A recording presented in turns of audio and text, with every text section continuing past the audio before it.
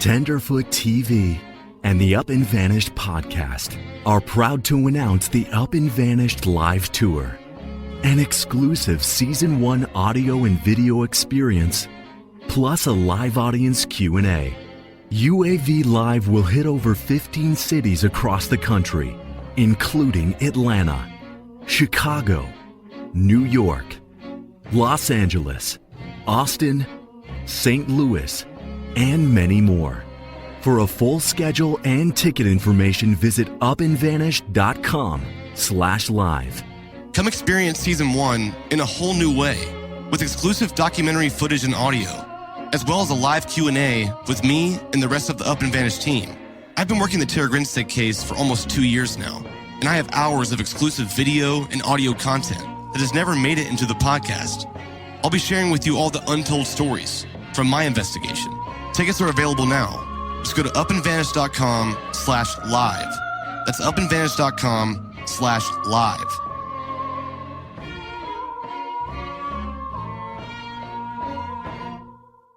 Last Sunday, we came together with several hundred Up and Vanished listeners at a venue in Atlanta to listen to the 2-part Season 1 finale together.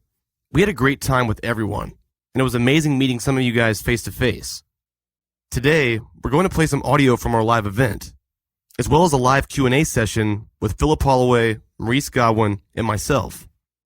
I want to personally thank everyone who attended locally here in Atlanta, and also those who drove or flew in for the event. Your support was phenomenal.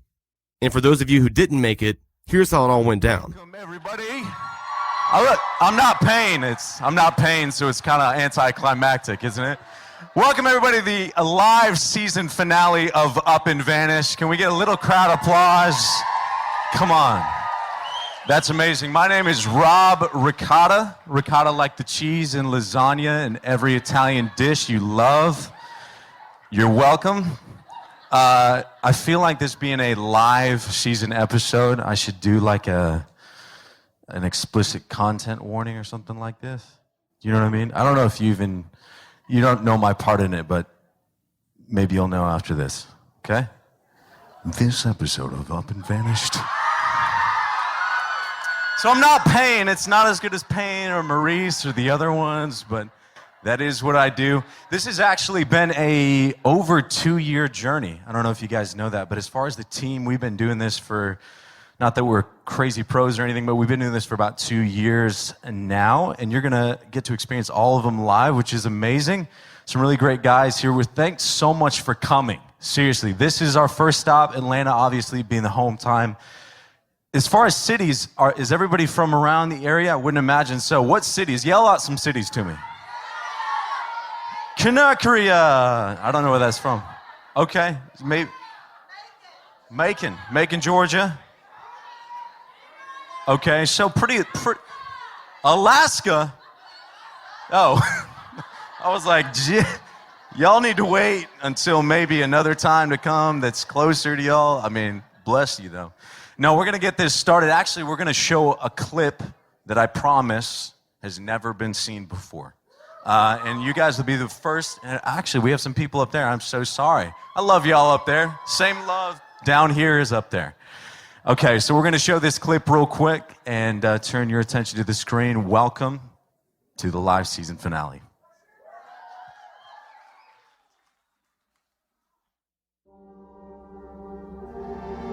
The video we showed the audience was a sneak peek of some of the documentary footage I've been shooting throughout my investigation on Tara Grinstead's case.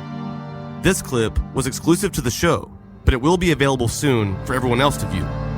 An investigative podcast about the disappearance of an Ocilla teacher is set to premiere Monday. Titled Up and Vanished, the story details the findings of Atlanta filmmaker Payne Lindsey as he makes a documentary on Tara Grinstead. My name is James Wilcox, and I'm from Fishkill, Georgia. Born and raised in Benhill County.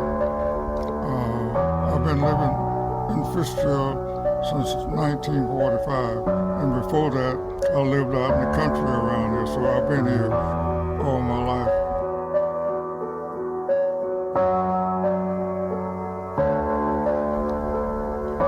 Well, I don't know.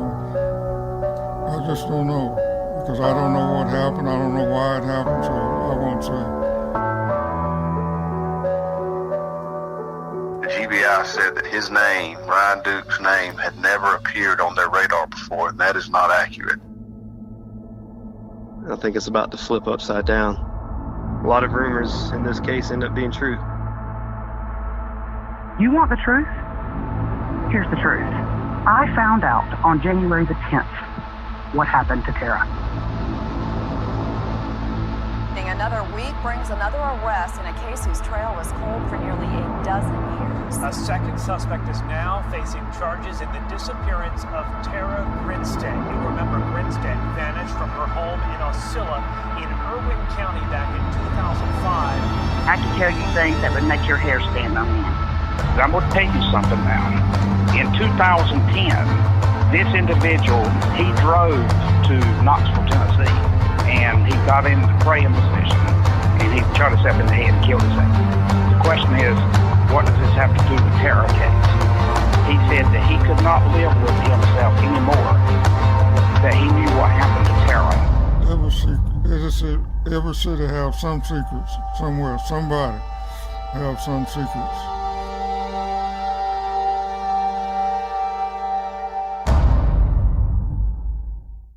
Alrighty.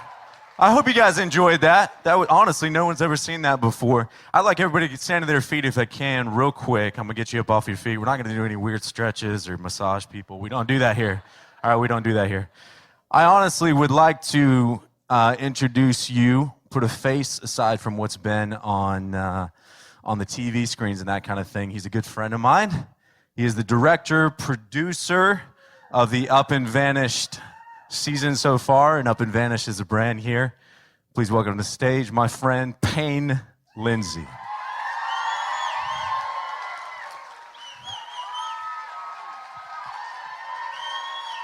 Whoa.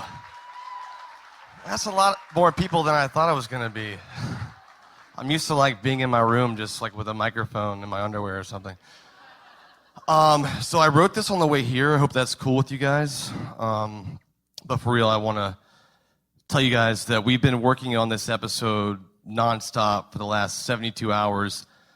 Literally, the biggest interviews we have in this podcast came in the last 24 hours, which has been absolutely crazy. So, just so I make sure I get my facts straight here. A year ago, I could have not imagined being here right now. This is absolutely awesome. Your support is what makes this a reality.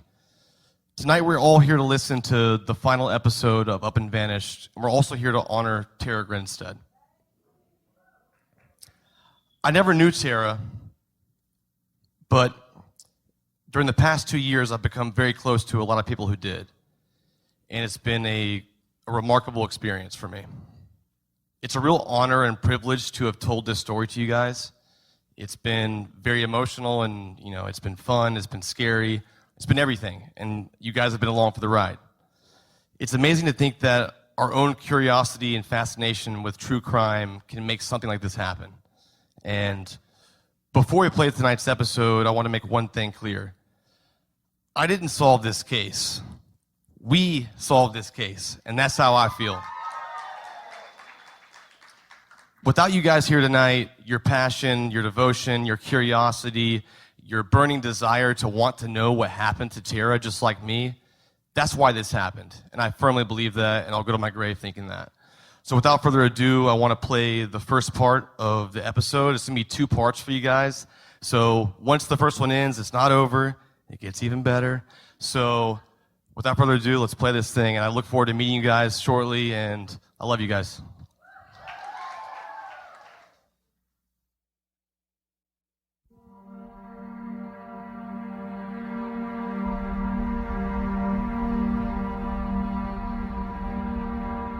I'm from Irwin County. I went to school there. They will definitely protect their own. That's the way these people have always been. We kicked off part 1 of the finale to a sold-out crowd at Atlanta's Terminal West. It was jam-packed, with several hundred seated, and standing room only in the back. Alan Morgan never got to go in that orchard. And that came from someone in the sheriff's department. when him and Nelson went to search that orchard, Nelson told him there wasn't no need for him to go in and told him to turn around and go back. With the help of my grandma, we ended part 1 on a high note. Then Rob hosted the intermission, playing some Up and Vanished trivia with the audience. That's coming up after the break. This has been going on for ever since I was a teenager. It's nothing new. I want to tell you about Society6.com. It's a global design marketplace that allows you to enhance the appearance of your lifestyle and support the world's most talented artists at the same time. Society6 is home to hundreds of thousands of artists from all around the globe who upload and sell their original works as over 30-plus premium consumer goods, from canvas prints to t-shirts to blankets. And because there's so many designs, their t-shirt collection is insane. Just last week, I ordered several awesome t-shirts with original print designs that you can't find anywhere in a store. And I ordered a backpack with a design called Gravity V2. Everything here is original. You can't find it anywhere else. And here's the thing. The products aren't made until they're purchased, making every piece extremely unique. Over 4 million unique designs have been uploaded to date. So no matter what, they have something in your style. For the love of art, go to society6.com/vanished and enter my promo code VANISHED at checkout and get 20% off your order plus free shipping. That's society6.com/vanished for 20% off your order plus free shipping. All right, guys, let's give it up for Grandma, right? How can you not love her? Everyone has a vision in their mind of either their grandmother or like the sweetest woman, but actually, she's here tonight. She's the real MVP here. A couple things to know. Hold up your phone. Everyone has a smartphone, right? Pretty much. If you have Snapchat, we actually have a custom Up and Vanish filter. Go up there. I keep on forgetting, guys. I'm not forgetting you, I promise. But we do have a custom Up and Vanished a filter for you guys as well. I think to the right of stage over here. You guys are welcome during intermission to take a bunch of pictures with that. And Donald, no, he's pretty handsome though. But yeah, you guys can take pictures with that. We actually, during intermission, you're welcome to go to the bathroom, grab a drink, food, anything you guys want to do at this time. It's going to be about 10 minutes long. But actually, if you don't mind, we're going to do a little bit of Up and Vanish trivia, if that's all right with you guys. So I'm going to, literally from here, I'm going to try to see from upstairs and then from downstairs as well as I ask these who puts their hand up first. That's really hard to tell. There we go. Beautiful. I got some lighting there. So you guys are welcome to move around, take some pictures as well, but we're also going to do some trivia during this time, as I said. So, and we have prizes because we're not cheap people. This is not a cheap thing. Could be money, could be liquor, I don't know. Actually, this is no lie, and Donald just told me this. I actually did not know this. In every one of those bags are Grandma's cowboy cookies. What? What? You don't deserve that. You do. You do deserve that. Is everybody enjoying themselves a little bit? Okay, good. Because I don't get paid a dime for this. No, I'm just playing. I don't even get cookies for this. But we have a lot more to come. Again, as Payne said, this is 2 parts. So that was just the first part. Obviously, we have the second part that's just as long, if not longer. So you guys enjoy that. I'm going to be coming up later. And we also, after that, you guys saw a video at the beginning, is that right? That video you probably couldn't see very well, could you? Because there was daylight and it was really crappy. So that video is actually really excellent. So after, stay tight after this next portion. And we're going to basically have that video play again. And then I'll come back up. We'll have a Q&A with some of the best of the best. For now, we'll have about probably 3-4 minutes of intermission, and we'll go to part 2. Thank you, guys.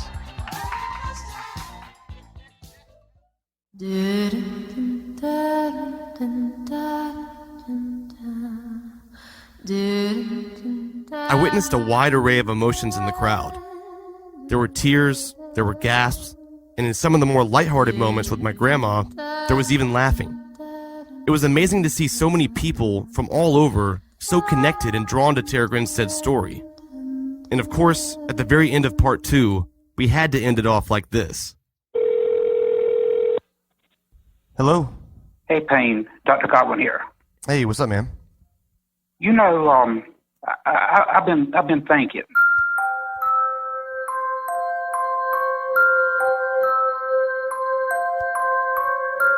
We did some really good work on Tara's case. You know, there's another case I had in mind. I've been looking to it for years. Maybe you and I should take a look into it.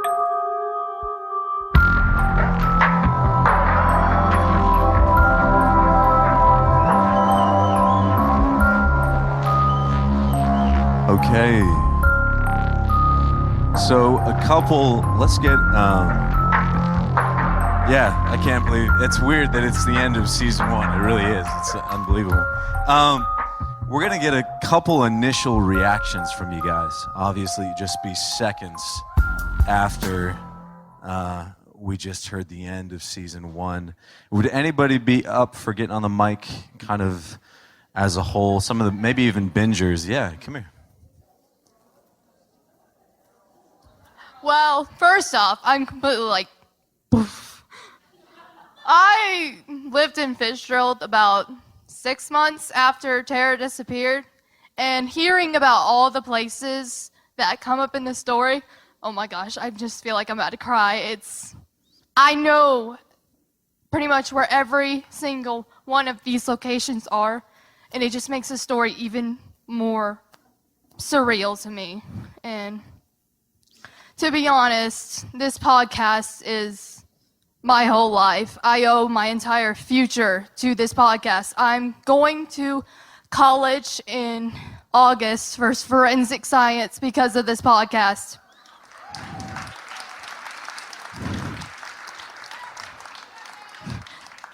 I'm happy that this is somewhat coming to a close. I'm happy that Tara is finally getting peace in her family and the people around her. And my gosh, I feel emotional. Okay. Thank you so much. Yeah, let's give her a hand. Seriously, that's amazing. Sometimes, you know, we do this and we don't understand what kind of reach that even can have in somebody's life who's looking towards the future.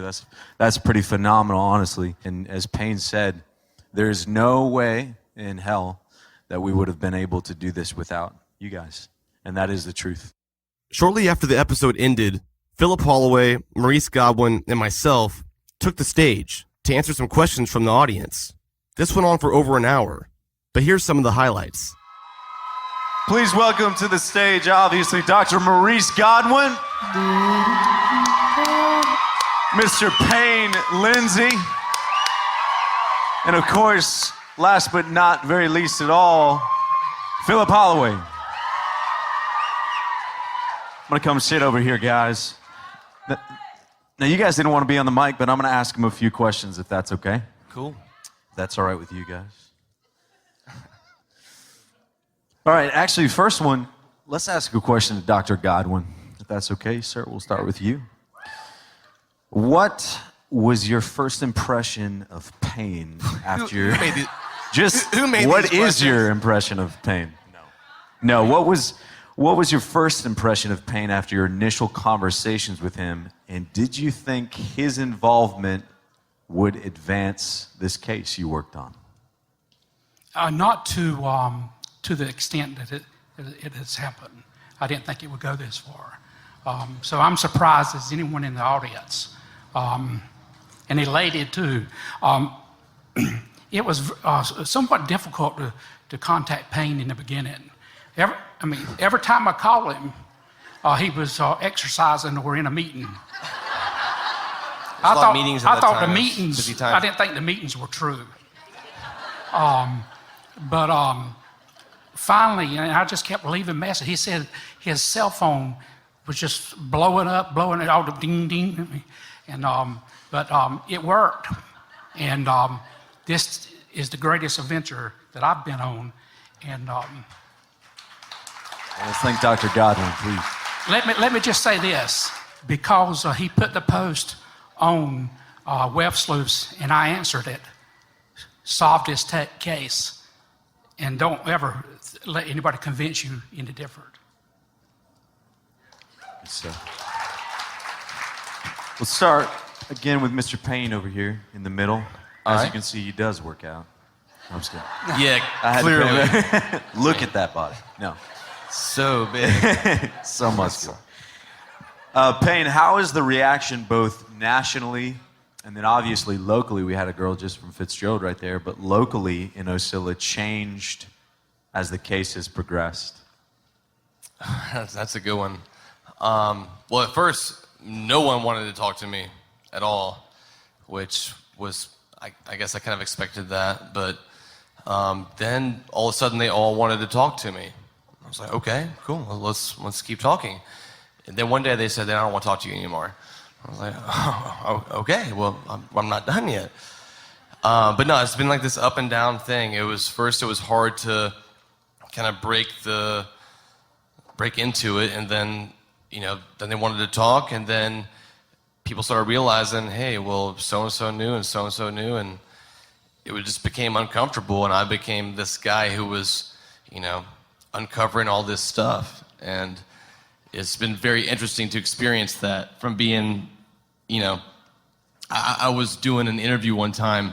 It was right when Ryan Dick was arrested. There was like a couple of news people out there. I did probably 10 interviews that day. I don't even know what I said. I haven't watched them yet. But someone drove by. I was like, oh, yeah, Payne, we love you.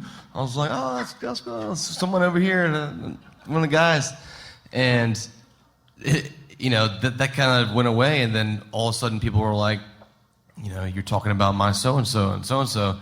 And I think that it's now coming back to a place where people are accepting the fact that the truth hurts. And that was, it is what it is. I didn't choose the story. I just, found it and told it. But it's been an interesting experience. Mr. Philip Holloway, his family can cheer him. That's right. His family. Come on now. Shout out. Okay, so for Mr. Philip Holloway, what of all the cases you've done, obviously, and that you've been involved with on either end, what drew you to this case specifically? And then the dual-fold question would be, how in the heck did you get involved with this? Well, that wasn't our prearranged question. You tricked me. Whose piece of paper is that? Where'd you get that? I have been doing my own notes. Revision. So, I grew up in South Georgia in Tifton, where Payne's grandmother now lives. And woohoo! She's right there, by the way. She's the front row, guys. Front row. What? And in 2005, I was already in the Atlanta area practicing law, but in 1999, which was the year that Tara won the Miss Tifton crown, I was attempting to practice law in Tifton. There's not a lot of crime in that area, so there was sort of a limited group of potential clients, especially people that could support my lifestyle. So eventually I came to the Atlanta area, and I became a prosecutor in Cobb County. So I was familiar with this case, and I was and still am personally friends with lots of people in the law enforcement community that were involved with this initial investigation. So it was something that was on my personal radar ever since it happened. When the podcast took a turn based on the arrests that were made, it seemed to me that Payne could benefit from maybe something that I know about not only the legal system, but the local community in that area. After all, I had been a police officer part-time in Ocilla back in the early 90s, way before this case happened. And I felt that maybe it would make sense to reach out to Payne, and I did so over Twitter, and he actually had, as I recall, we followed each other right about the same time, and I sent him a message, and I never really expected to be a cast member, so to speak, of the podcast. Did he reply? Pardon me? Did he reply to you? Yeah, he did. Oh, And a month later? I think it was something like, no, it was the same day, actually. He responds to me pretty quick. He said, Philip, I'm working out. I had no meetings that day. No, Well, so he said, I think it was something along the lines of, I think we need to talk. There may be some things that I can help you with. And he goes, absolutely, I agree too, or words to that effect. So I have no idea what I'm doing. Please help me right now. Yeah, so we met, not in person. It was just shortly after that. And the rest, as they say, is now in the history books. It is weird. We all, some of us have met for the first, this is actually a fun fact and kind of strange as well. Even though we do have friendship, Payne and I, this is the first night we've actually ever met in person. We worked on this thing. That's a true story. It was on the couch, and there's the strangest thing, and it's like seeing an old friend or a good friend or whatever, but we had worked on this at least 2 years together, so it's almost a surprise in that way as well. And him being able to let me be a part of it as well, I don't have much to say, but in terms of him being able to kind of put that out to me and the opportunity to do this for the right reasons is why I got involved as well. Let's face it, no one likes going to the post office. I don't. And I like saving time and money, and that's why I use Stamps.com. At Tenderfoot, anything we mail, we use Stamps.com for. No more standing in line or wasting time at the post office. Stamps saves you time and money, which you can use to grow your business. I can mail any letter and any package just by using my computer and printer, and the mailman comes and picks it up. Avoid the hassle of the post office and mail everything from postcards to envelopes to packages, domestic or international, right from your home or office. You can make a Stamps account in minutes online. Seriously, you just click, print, mail, and you're done. And right now, you can enjoy Stamps.com too, with a special offer that includes a 4-week trial, plus postage, and a digital scale without long-term commitments. Just go to Stamps.com and click the microphone on the top of the homepage and type in the promo code UP, UP. Again, Stamps.com, promo code UP. Stamps.com. Never go to the post office again. But we actually want to throw it out to you guys for some questions. And yeah, we're actually going to have Donald down here. He's a pretty handsome guy. He'll bring you the mic. It's a matter of opinion. Yeah, actually, you know what? The best way to do this, the formal way to do this, would be to line up, just like in preschool, single file. Who's the first one? Yeah, why don't we come over here? You're very close to it. This is an opportunity. Once to be it able starts, to... it's all good. So this might be kind of a stupid question, but the guy that you interviewed on the, towards the beginning of part 2, the friend of Bo Duke's, Ryan Duke, who, the FBI guy showed up at his door or whatever, he said that the night in question, he was in Jacksonville, Florida for the Florida-Georgia game. And the Florida-Georgia game that year was on October 29th, which was actually after Tara had gone missing. So have you guys looked, maybe I'm missing something, but have you... He was talking about the next weekend, because the night in question for the GBI was... Yeah, either the night that Ryan said what he said, or the night that they were burning Tara, or... So, well, that thanks was, for clearing that up. I thought it was a pretty easy answer, but... that makes sense. Okay, thanks. Yeah, no problem. Thank you. Hey. My biggest question is, the brother that was interviewed, is that the same brother that allegedly lived with him? How many siblings? It's not, actually. Because that was never clarified. His name was James. The other brother was Stephen. So you didn't talk to him? I didn't talk to Stephen. No, I did not. He wouldn't talk to me. All right. But I tried.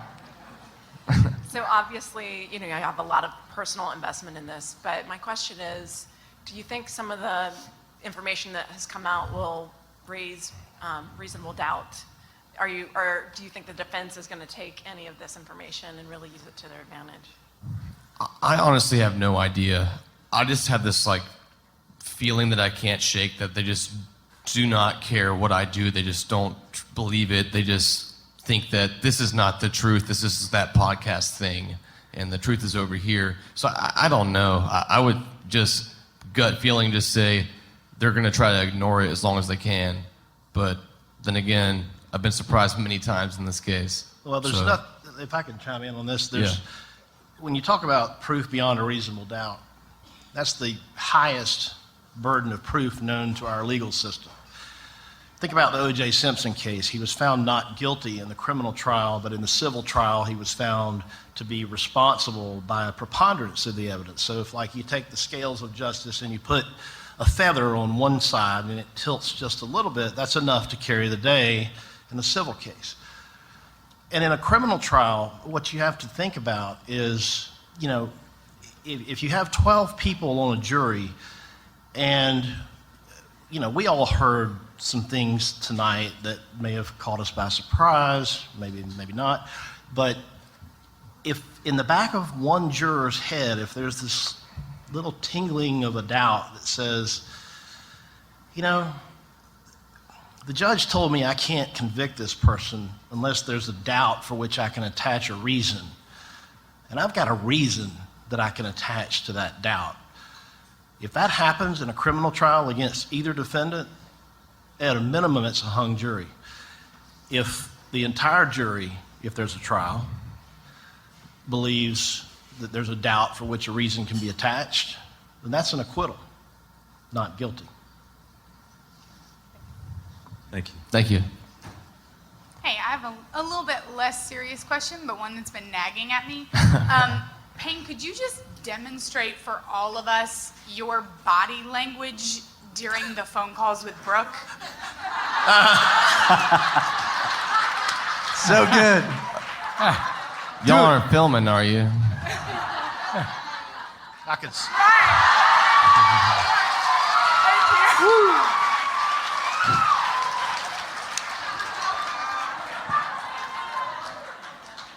That didn't happen. Right. All right. Hey, I want to talk about your decision to end the podcast on essentially a cliffhanger.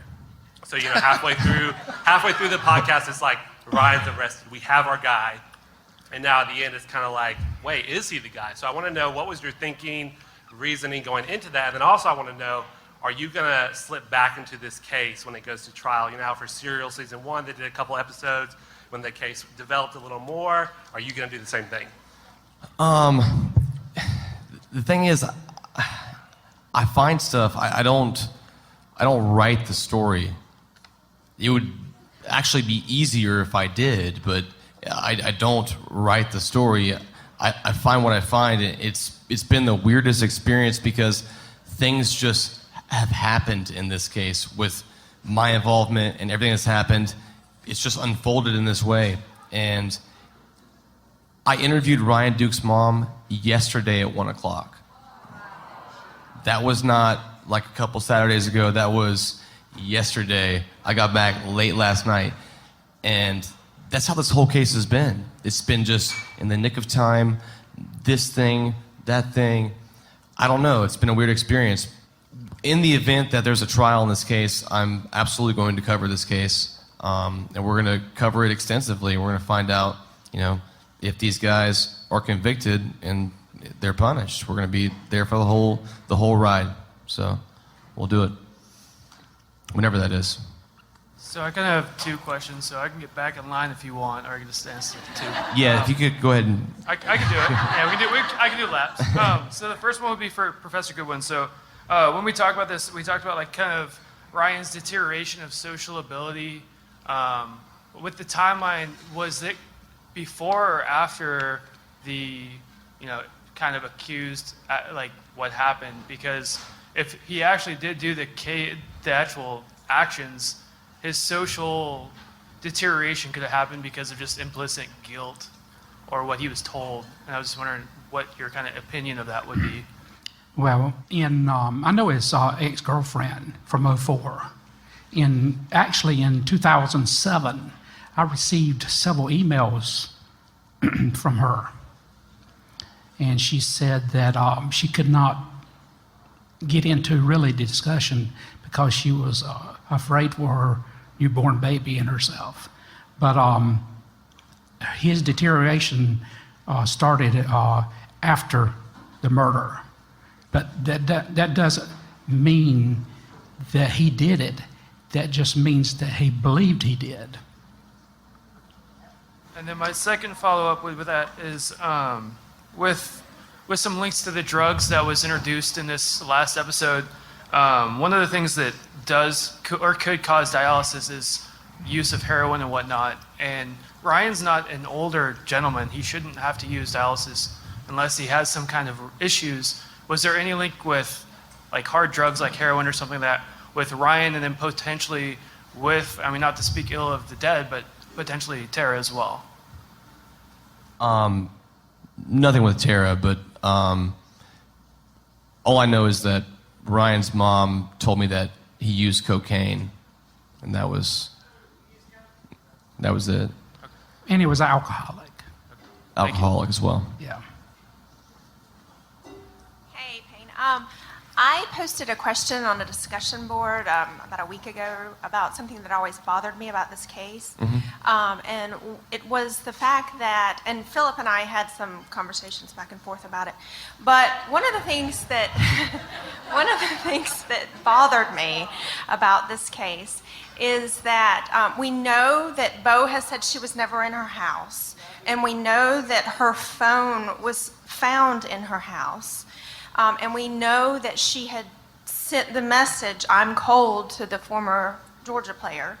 And then we know that Bo has said that his ex-wife would blackmail him about the information that he knew. And her first tweet was, "I'm cold."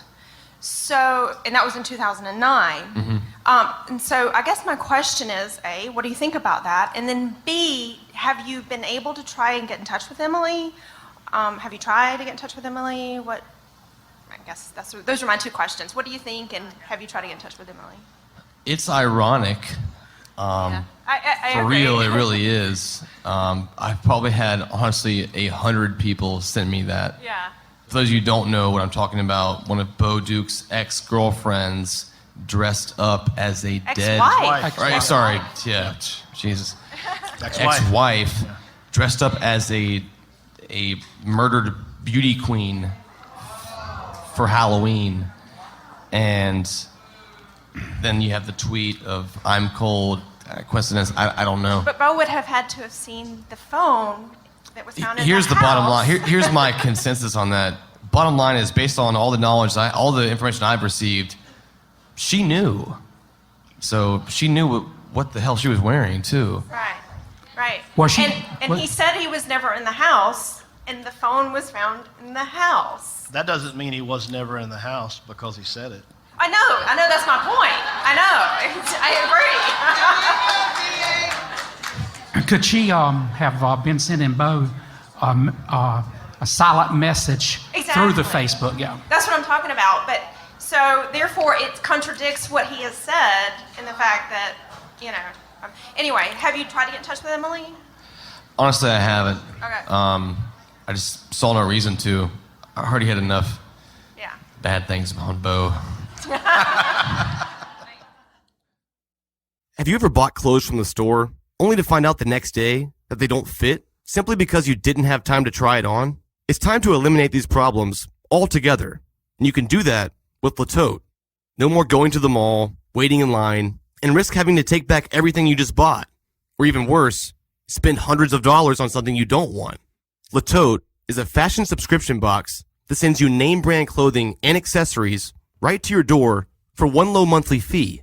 Latote is the style and fit experts, and they use data to fit you better than any other retailer. And Latote has the good stuff. You can rent up to $700 worth of fashion from designer brands all month long. My wife Cassie has used Latote for the past 6 months, and she loves it. In my most recent box, I got a shirt that was great because I opened it at night, not knowing what I was going to wear to work the next day, and I just put that on and wore it to a conference. It was really cute. It's definitely one of my favorite things. Go to Latote.com, that's LETOTE.com, and get started for as low as $39 a month. And use the promo code VANISHED at checkout and get 50% off your first month. So again, Latote.com, promo code VANISHED. Wilcox County in the house. Woohoo! Now, I live there. I'm not from there. I've been in Florida 28 years. Congratulations. Okay. I knew Bo's mom, dad, and mother. Don't ask no questions, I'll tell no lies. But, Philip, where the hell you been? I've been in the green room for about 2 hours. Hey, we love you. I appreciate you. Thank you. Okay, I did Bo's mom's grandmother's hair. I knew his mother. She shot a shotgun up in the air one time, hunting her boyfriend on a horse. Okay. So what do you think about everything then? I think he's as crazy as his fucking mama. Okay. All right. Hashtag Payne Lindsey, Philip Holloway, and my Dr. Godwin. I love y'all. Thank you. I appreciate you guys, and let me tell you. Yeah, I'm from the area, but I've been gone 28 years, but I know the people involved. And that's what got me involved in this case. And people from my hometown have sent me death threats. They've sent me, why are you doing this? Why are you doing that? And I'm like, because it's wrong. Right is right, wrong is wrong. I looked over here a while ago at Philip's wife. Bless her sweetheart. He spends more time on Sworn and Up and Vanished than he does with her and his kids. I'm like, God love that wife. Next person, please. No. Yeah, you're getting Philip in trouble. I'm not done. You will remember me when I leave. But I just wanted to say, I'm here to say thank you, Payne. We appreciate it. Thank you for the support. Doing what you do and listening. Thank you. First of all, this is awesome because that's the only person in here more drunk than me. So.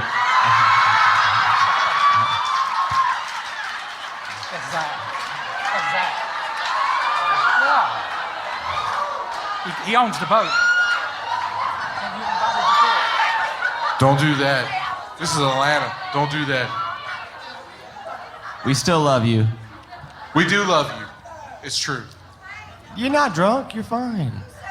Nobody said that. I didn't say that at all. No one said that, right? No one said that. No one said Didn't that. happen. What's up, man? No one said that. My question is for Dr. Godwin. So, when you first went to investigate this case, you talked about the night that you spent in the RV and people that scared you and intimidated you. I'm not going to ask you to name names because I know something could come of that later. But I'm going to kind of ask you to name names because I know something could come of that later. Do you now think that were the people who were intimidated you just didn't want you in Ocilla, or were the people that intimidated you directly connected to this case? They did not want me in Ocilla. Okay. So, on a scale of 1 to 10, how connected to this case do you think they were? You mean as far as criminality? Yes. You mean the criminology scale? The 1 to 10 criminology scale? It's a thing. It's a thing. Seriously, it's a thing. I checked it earlier. Probably a 3. Okay, fair enough. All right, it's a 3. It's a 3. It's a 3.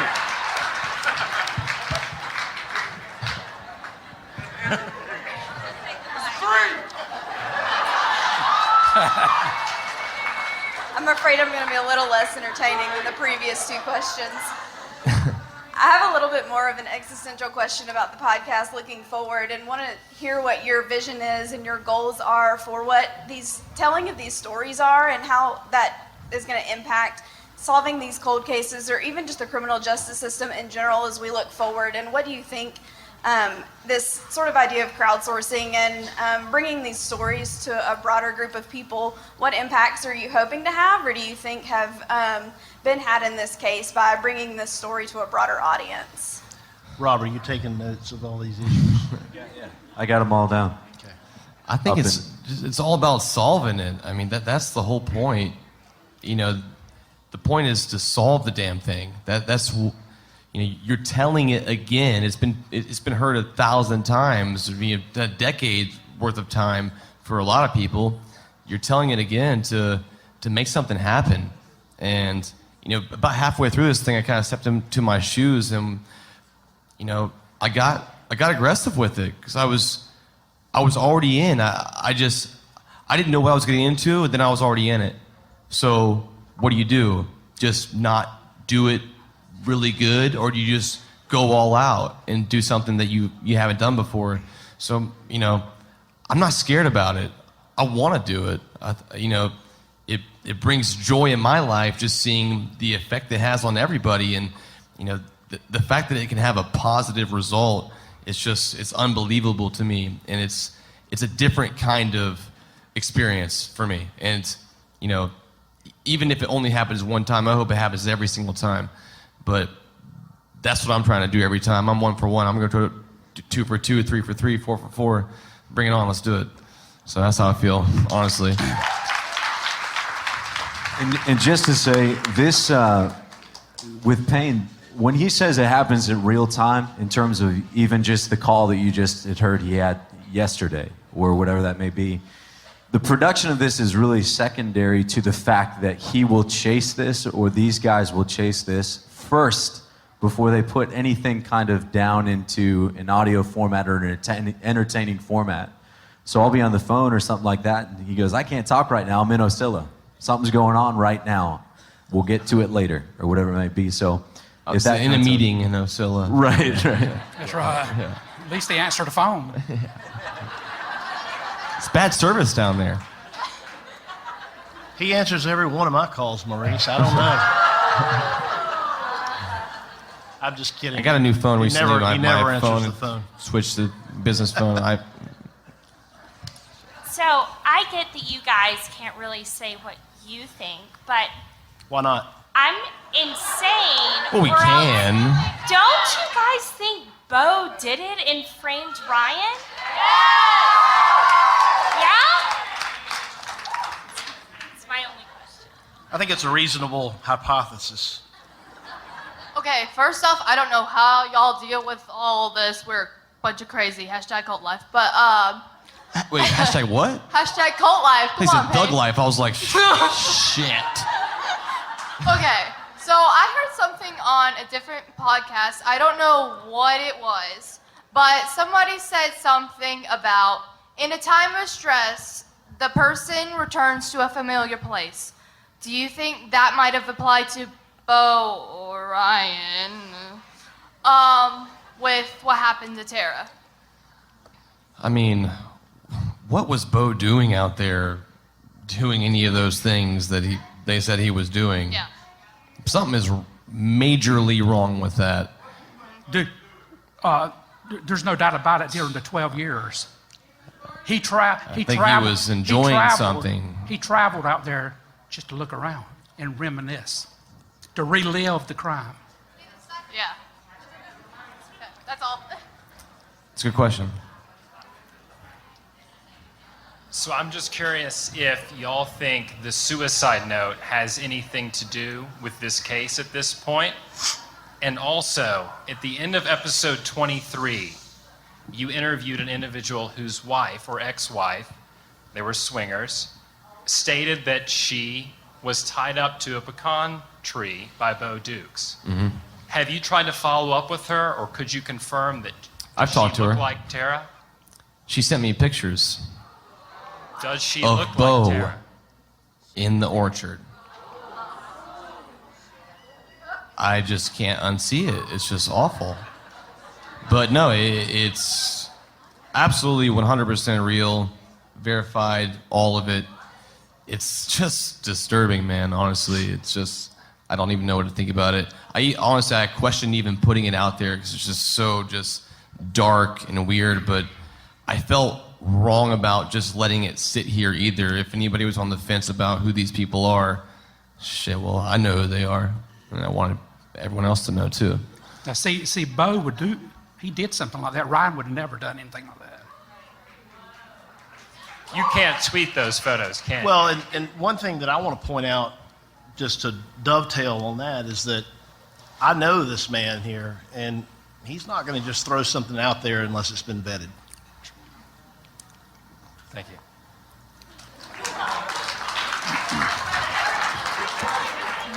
So I guess this is kind of a follow-up to someone else's question, but now that the podcast is kind of over for now, what are your personal opinions on what really happened? Man, I hope nobody asked me that. But here I am. I'll just tell you this straight We up had a truth, plan for honestly. this question. Remember the plan? Huh? Remember our plan that we had for this question? Oh, yeah, we got to go now, right? Yeah. That's good. Ryan Duke's mom asked me that question. What do you think happened? And I'll tell her the same thing I'm telling you right now. I don't know what happened to Tara. Does it not make sense? What we know? Yeah, it doesn't make any sense. Does it make sense to anybody? Does it make sense to you, me, you, y'all? Anybody. A lot of things don't add up. It's clear to me that here's what we know. We know that Bo did what he did because he admitted it. And, we haven't been able to hear from Ryan. Ryan may have done what he said, I don't know. But if he didn't, then that's a completely different story. And with all the other red flags I see, we can't ignore that. We've been ignoring that for almost 12 years now, and that's what took so long. So I don't know what happened, but I firmly believe Ryan knows something. I don't think that he is just completely innocent. None of He may y'all have done have a it, strong but theory. I think that he knows something. Well, I think I want to, if I can, slightly disagree Yeah. with Payne just a minute. I don't know that we know that Bo is telling the truth. So you stated, I think, in your You mean question. he's a liar? Well, you stated in your response that, we know what Bo did. And the real question there is, do we? We know what he said, and we know what he said on multiple occasions, which may or may not have been consistent with one another. So do we, in fact, know what Bo did? That's an open question, I think, in my opinion, at this point. Why does Bo not know why Ryan killed Tara? He should. But that is the dumbest thing I've ever heard in my whole life. That's right. But his psychological. You go do all that stuff. You're I never asked him why. I But don't his, know. his psychological What? makeup has the more propensity to do something like this than Ryan's. Okay. So without saying your theory, I know your theory. But do you? But do I? So that's all you're going to That was my first theory. How does she know? Thank you. If you're in the market for a new bed and you want the best sleep you could possibly get, you have to check out Sleep Number. I've had my Sleep Number bed for about 6 months now, and my sleep has never been better. My Sleep Number setting is 35. My wife Cassie's Sleep Number setting is 85. We each have our own side of the bed with a custom setting that fits us perfectly, so we both get the best night's sleep. And just recently, my friends at Sleep Number introduced to me the most amazing bed ever. It's called the Sleep Number 360 Smart Bed, designed to keep both you and your partner effortlessly comfortable. Just like all their beds, the Sleep Number 360 Smart Bed lets you choose your ideal firmness and support on each side of the bed. That's your Sleep Number setting. And now, with new responsive air technology, the bed senses your every move and automatically adjusts to you, so you stay sleeping comfortably throughout the whole night. And here's the thing, Sleep Number beds cost about the same as a traditional mattress, but they last twice as long. It's time you met the mattress that does it all. Come in now and enjoy introductory savings of $200 to $500 on the Sleep Number 360 Smart Bed. Just visit sleepnumber.com to find the store near you, and be sure to tell them Up and Vanish sent you. Hey guys, so I was wondering, what has been the most surreal thing that has happened on this whole journey? Like, what was the, I guess, weirdest thing? The arrest, For sure. for sure, and you, the crowd, and all the No, millions. just you. Not, That question was just you personally. ridiculous. Not you personally, but I mean, you got someone, 1,000 miles away, or 2 or 3 people arguing about the details of this case, and a year ago they never heard of it. You had to put my big boy shoes on that day. I mean, I got an email from a friend who works in the news industry here in Atlanta, and she sent me a screenshot of a GBI email to all the media about this press conference today about Tara Grinstead and Oscilla. She's like, you know about this, right? I was like, yeah. I was like, what is this? And from that point forward, it was just, that was the initial burst. And then I just headed to Oscilla immediately. And I had no idea what was going on. It was completely surreal being in the courtroom. It was unbelievable. I can't even describe it. I hate when people say that, but I don't even know how to describe it. It was just that intense. At that point, I dedicated 12 episodes to what happened to Tara. And I was about to come back in about 5 days with episode 13. And they arrested somebody for Tara's murder. And I was seeing the guy from Me to You in person, asking him why he killed Tara a couple hours later. It's unbelievable. And that to me is, that's the most surreal moment. And from that point forward, it just got even weirder. And, we're still here. And what's surreal to me is that so many people across the country and even internationally have developed an emotional attachment, if you will, to this case, and to a large degree have helped shape the direction of the podcast by advancing different theories, different thoughts, different ideas. And really that's a remarkable thing. And I think that it's surreal that people who never knew her, never knew Tara, and they don't know any of the defendants in this case, they're not from the area like I am, but that they develop an emotional attachment to the issues in the case and to the direction that the legal system is going. Thanks, great question. Thank you. I'm going to bounce off the other two. I've been involved in this case. I've been following this case since 2005, since day one. I'm probably one of the oldest people in this room. Thank you. Thank you. You're welcome. Thank you. Because without this podcast, I firmly believe that we would not have any answer today. You're welcome. Thank you for thanking me. That means a lot, honestly. Seriously, and I have no dog in this hunt. I don't know Tara. I didn't know her family. I don't know anyone involved in this case. And my interest is totally separate from Tara. My question is, what do each of you think happened? Well, I'll go first. Okay. While you guys think about how you're going to dodge this question. So I use the bathroom. Yeah. Well, we were in Get your sleeping bags Indianapolis a few months ago for CrimeCon, and we did a live question and answer very similar to this that was part of a special podcast episode. And, I saw that, by the way. Pardon me? I saw that. Good. Thank you. With her ears. And I'm good like we don't that. always agree on everything. In fact, oftentimes we disagree on many things, but that's kind of the point of the discussion. And to answer your question sort of inversely, I don't think any of us believe that the official narrative that we've been given through the arrest warrants and the indictments and the public statements that we've heard, I don't think any of us believe that this was a burglary that just went bad. Does the GBI believe it? No. Well, that's No.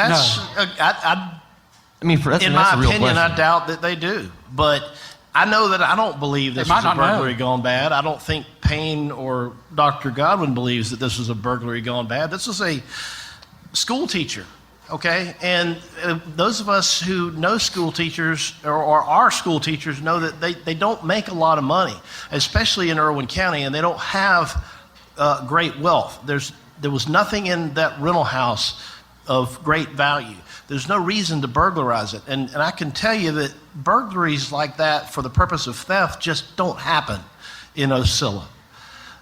So I'm not buying this narrative that this was a burglary that went bad. I think that it was something else that went really bad. But what that something else is is still an open question. And I, in my opinion, do not believe the entirety of the state's theory in this case. Amen. I kind of agree with that. Easy answer. No. Don't start talking yet. Don't let him off that easy. I mean, You talked to Ryan's mother last night. I did. Expound on that, please. Excuse me while I consult with my client. No. I got this. I mean, here's the thing. They were both open to the idea that, That Ryan could have done this. And if he did, he's got to pay for it. But they're just saying that, hey, I asked him. He said no. I believe him. No one's proven me otherwise. And I can't disagree with that either. So, I mean, I really did believe them when they told me that they have the same goal as we do, in a sense of they want to know the truth too. They don't know any more than we do. I believed them when they told me that. So I don't know. And like I said earlier, I think Ryan knows something. I don't think that he's just a nobody and just doesn't know what's going on. He knows something. Well, didn't he have time to maybe talk to Bo between the time the GBI initially? Let me share this little tidbit. I never shared this on the podcast, but I have some screenshots from the messages between Bo and Ryan before Ryan was arrested, and the GBI was trying to get Bo to have Ryan admit what he did. And so Bo said, he goes, something, I mean, I'm paraphrasing big time, but something like, all these years, I never understood why, man. Why did you do it? And Ryan's response was, okay, ? I mean, could you be any more vague? I mean, not a yes, not a no, not a just, so, I don't know. That was his response. Interesting, and thank you for sharing. Yeah, no problem. I think that Now you got to give it to him this time. Tell him what you think. I think the destroying of Tara's body was just as beneficial for Bo than Ryan, forensically.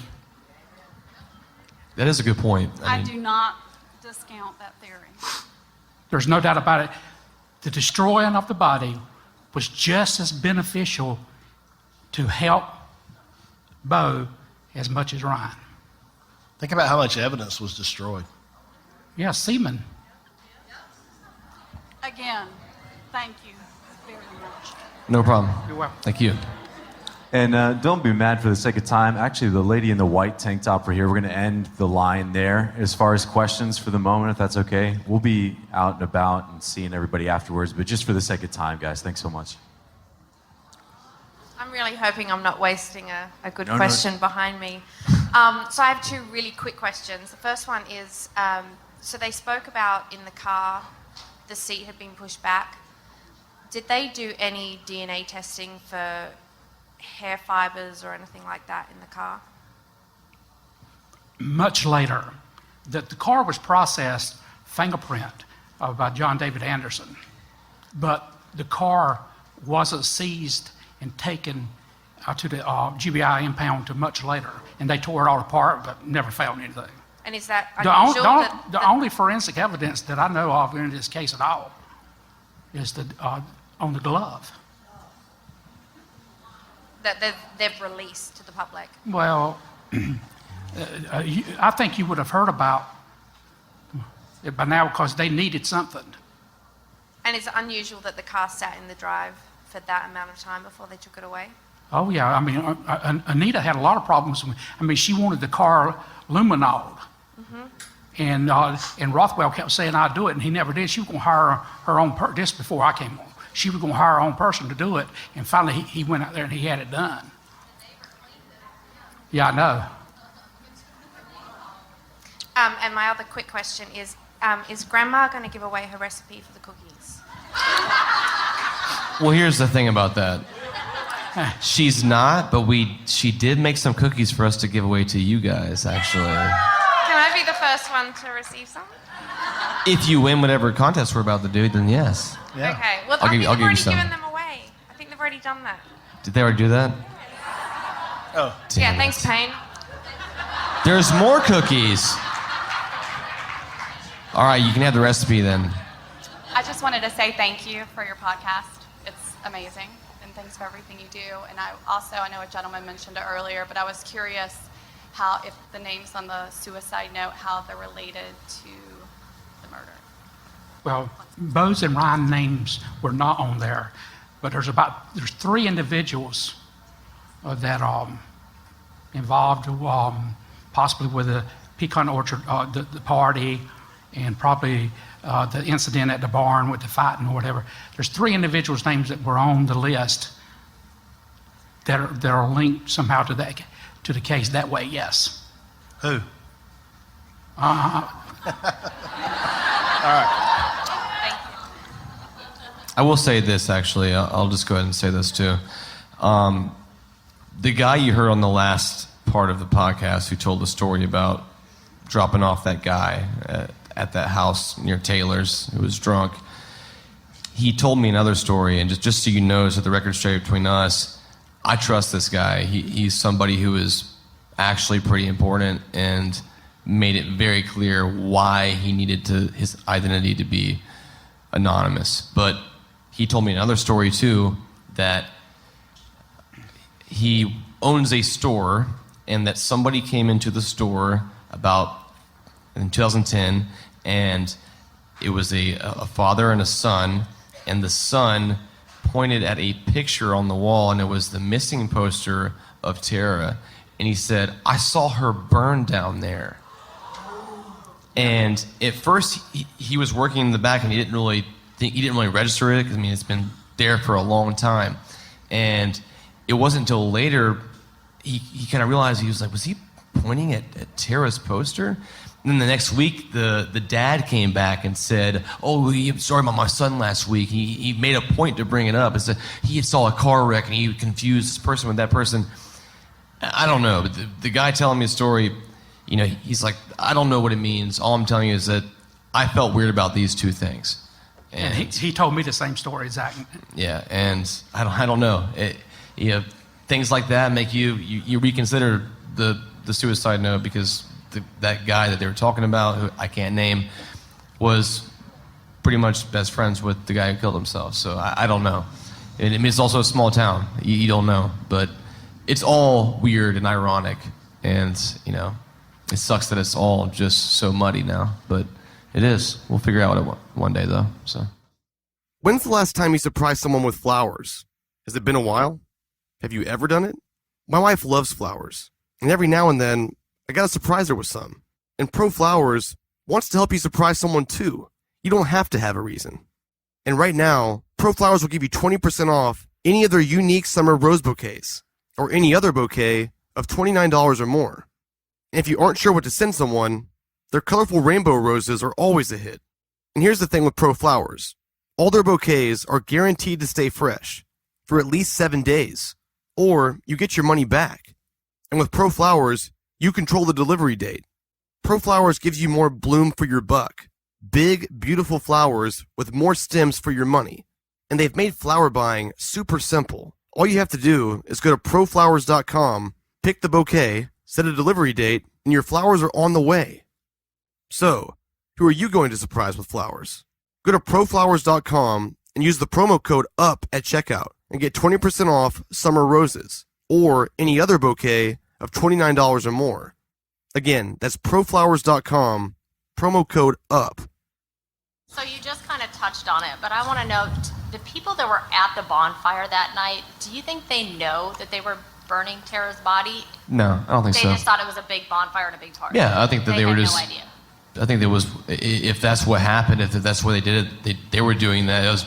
I would think that would be something like Bo's idea, that just like, this is a way you do it with incognito or something, where nobody knows what's going on. I don't think anybody. I grew up in a small town, and people. Not to get into too much detail about any of that stuff, but it could have been, the second or third day. So. Thank you. Yep. Hey guys, this is mostly for Phil, I think. because it's a legal question. Is it possible that you, Payne, and you, Dr. Godwin, could be subpoenaed for trial based on your, I know you were hired as an expert or at least an investigator early on. Given the amount of time that's passed, is it possible that they could be subpoenaed for what they know?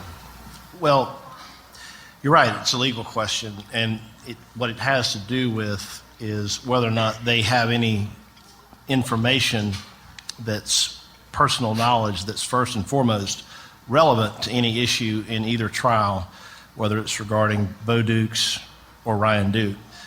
And then the rest of the question is, does it follow the rules of evidence? Like a lot of what Payne hears is hearsay, it's double or triple hearsay in some instances. Same with Dr. Godwin.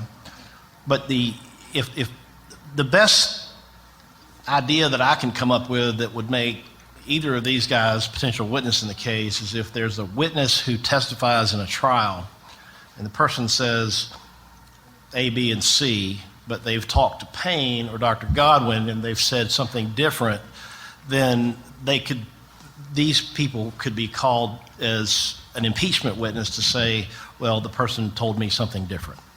So I think it's unlikely that either one of them would be a witness in the case, but again, I wouldn't rule anything out. Also, the crime scene, too. Yeah. Well, like I said, it has to do with personal knowledge and whether or not that information that you have is relevant to any issue that either side wants to present in the case, and does it fall within the rules of evidence? Okay, and do you think that maybe the gag order was related at all to your podcast? Insofar as y'all talking Oh, hell about yeah. it? Yeah. I mean, that was Definitely, the reason? yes. Okay. But yes. Okay, and as far as yeah. additional podcasts that you have you heard of the Crystal Rogers and Jason Ellis? I have. Problem at a I've talked to her Bardstown? mom, actually. Okay. Would that be something you'd be interested in doing in the future? It is actually a case I was very interested in. I don't know if it's going to happen yet, but yeah, that case is pretty baffling. And to me, it seems like another small town with some shit going on that needs someone to come in here and show everybody what's going on. And that's why I wanted to do it. So. Okay, we'll do the last question. Thank you, guys. I want to say I too appreciate everything you've done to bring this case to a head. I've actually followed it since 2005 myself, and you guys have done a great work.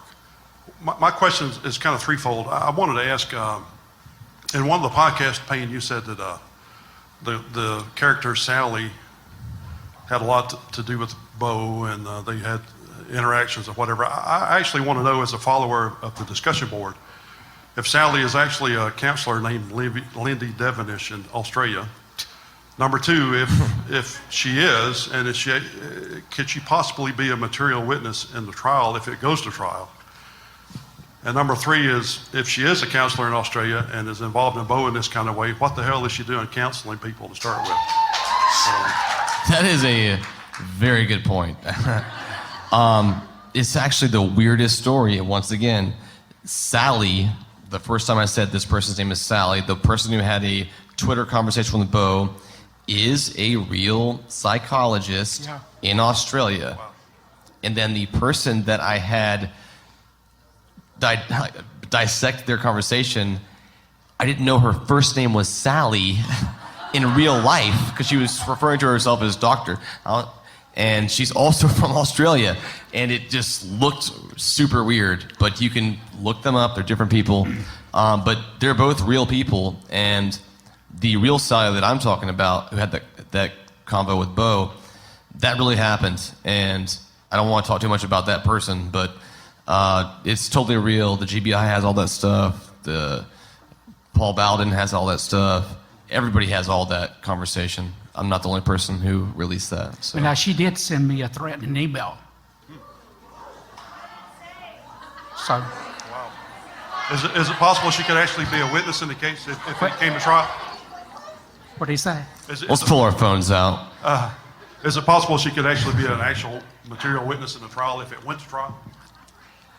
Possible, because she interacted with Bo. Professional reputation with the Australian Psychological Society, I think it would hurt her. Okay. I mean, it was super strange. Now you know why I got the email.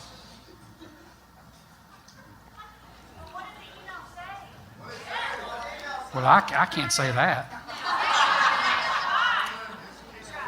She's off her rocker, man. Let's be real. But that's not the first one I got off the rocker. Well, I appreciate it. Thank you. Okay, No problem, you're welcome. man. Thanks Thank for the you. support. Is there anything else, Payne, you want to say to them? Obviously, showing up, being here, and that kind of thing. If not, no worries. We do, more than anything, we want to get the entire team up here. This is just even a small part of the team. Obviously, Resonate Recordings. He had to leave, actually, which I feel really bad that he had to go. But there are so many people who are a part of this operation. You know, no one really cares when you say all these credits. Like, well, all these guys that you don't care, you just want to listen to it. But there's so many people who just make this thing a reality. It's an unbelievable operation. It's so easy to look at this and be like, nah, this is not real. I'm telling you, it's the realest thing. It's so real, and it just happens to be what it is and sound like what it sounds. And it wouldn't exist like that if it weren't for all these people. Him, Donald, my brother Mason, my wife Cassie. Everybody is such a big part of this thing. It's a part of my life. It's not just something I do on the side. And I super appreciate all you guys' support, being here, and we're gonna do a season 2, and we're gonna keep doing this thing. So thank you so much, for real. And we might go to Northside Tavern in a little bit if you guys want to come. Just throwing that out there. I'll come mingle with you guys and chill. But thanks so much for coming, guys. Thank you all very, very much. Thank you.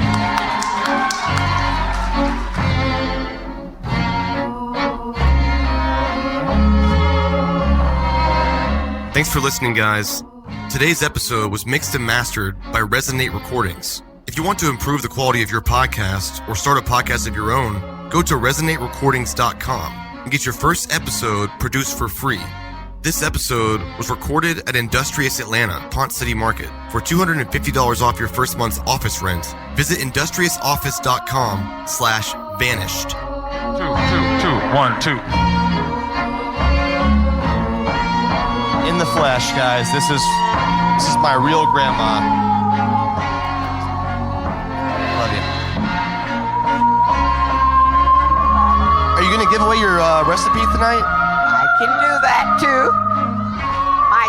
My 5 sons and my daughter-in-laws and all of my grandchildren, 12 grands and 4 great-grands, they think I make the best cowboy cookies in the world. They think so. I don't know about you. Well, here's the thing. She gave us the recipe, but she left something out on purpose. It's really weird. They're never as good. I think that you're going to leave a map one day for us to find the actual missing ingredient to the recipe. It's called love. Well, thank you so much for being my grandma. I love you. Thanks, guys, so much.